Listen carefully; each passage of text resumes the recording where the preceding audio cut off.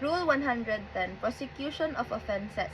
Section 1, Institution of Criminal Actions. Criminal actions shall be instituted as follows. A.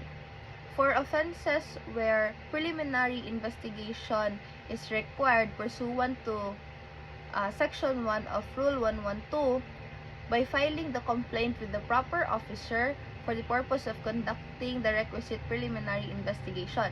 B. For all other offenses, by filing the complaint directly with the municipal trial court or the municipal circuit trial court, or the complaint with the office of the prosecutor.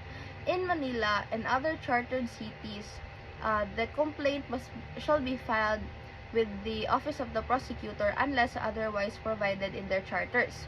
The institution of criminal actions shall interrupt the running period of the prescription of offense charge unless otherwise provided in special laws. Section 2. The complaint or information. A complaint or information shall be in writing, in the name of the people of the Philippines and against all persons who appeared to be responsible for the offense involved. Section 3. Complaint defined.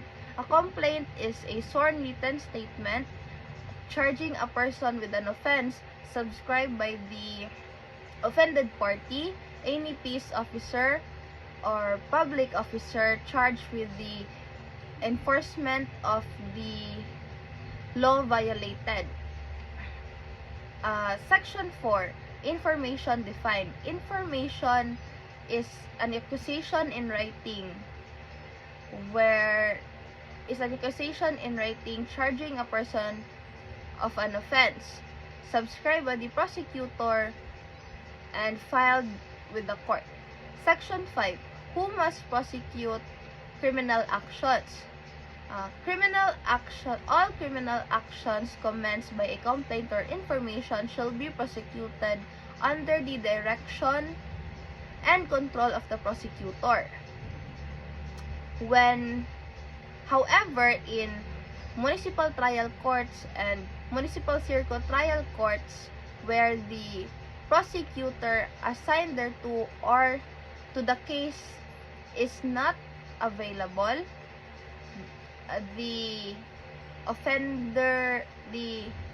offended party, any peace officer or public officer charged with the enforcement of the law violated may prosecute the case. This authority ceases upon the actual intervention of the prosecutor or upon the elevation of the case to the regional trial court. The crimes of adultery and concubinage shall not be prosecuted except upon a complaint filed by the offended spouse. The offended party cannot institute a criminal prosecution without including the guilty parties. If both alive, nor in any case the offended party consented to the offense or pardon the offenders. The offense of seduction, abduction, and acts of lasciviousness shall not be prosecuted except upon a complaint filed by the offended party, her parents, grandparents, or guardian, nor in any case if the offender had been expressly pardoned by any of them. If the offended party dies or becomes incapacitated before she can file the complaint, and she has no known parents, grandparents, or guardian, the state shall initiate the criminal action in her behalf. The offended party, even if a minor, has the right to initiate the prosecution of the offenses of seduction, abduction, and acts of lasciviousness independently of her parents, grandparents, or guardian, unless she is incompetent or incapable to do so. Where the offended party, who is a minor, fails to file the complaint, her parents, grandparents, or guardian may file the same. This right to file the action granted to parents, grandparents, or guardian shall be exclusive to all other persons and shall be exercised successively in the order herein provided, except as stated to the preceding paragraph. No criminal action for defamation which consists in the imputation of the offenses mentioned above shall be brought, except in the instances of and upon a complaint filed by the offended party. The prosecution for violation of special laws shall be governed by the provisions thereof. Section 6. Sufficiency of complaint or information.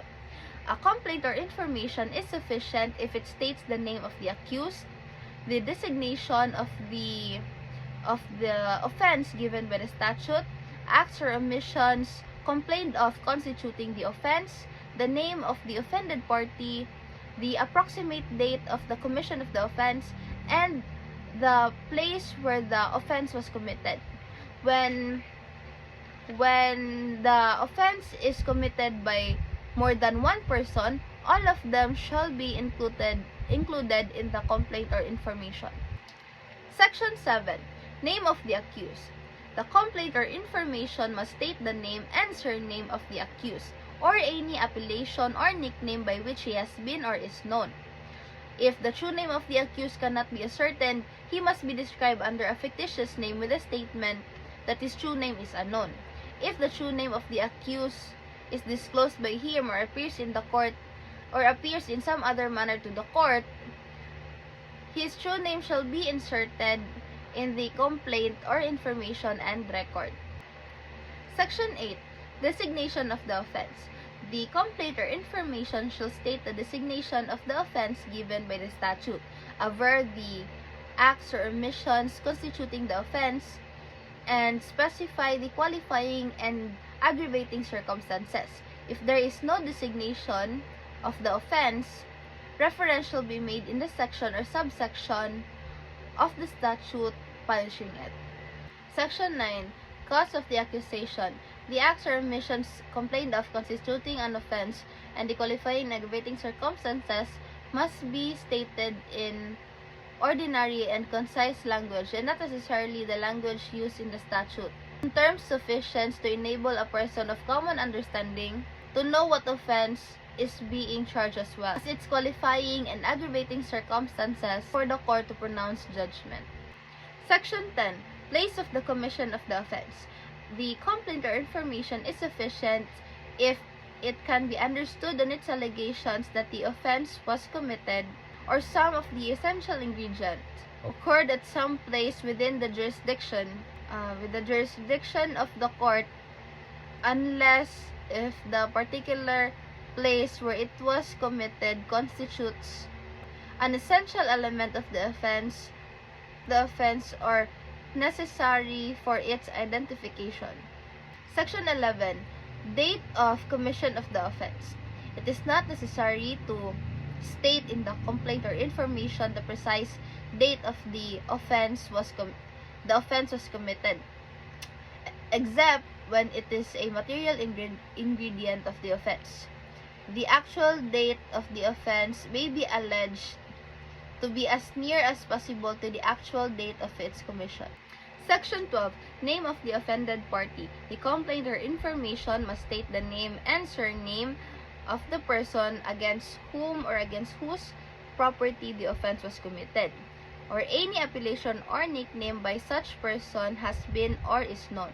If there is no better way of identifying him, he must be described under a fictitious name. Section 13. Duplicity of the offense. A complaint or information must charge but one offense, except when the law prescribes a single punishment for various offenses. Section 14. Amendment or substitution. A complaint or information may be amended in form or in substance without leave of court at any time before the accused enters his plea. After the plea and during the trial, a formal amendment may only be made with leave of court and when it can be done without causing prejudice to the rights of the accused. Section 15. Place where action is to be instituted. Subject to existing laws, the criminal action shall be instituted and tried in the court of the municipality or territory where the offense was committed and where any of its essential ingredients occurred. Section 16. Intervention of the offended party in criminal action, where the civil action for recovery of civil liability is instituted in the criminal action pursuant to Rule 111. The offended party may intervene by counsel in the prosecution of the offense. Rule 111. Prosecution of civil action. Section 1. Institution of criminal and civil action. A. When a criminal action is instituted, the civil action for the recovery of civil liability arising from the offense charge shall be instituted by the criminal action unless the offended party waives the civil action, reserve the right to institute separately or institute the civil action prior to the criminal action.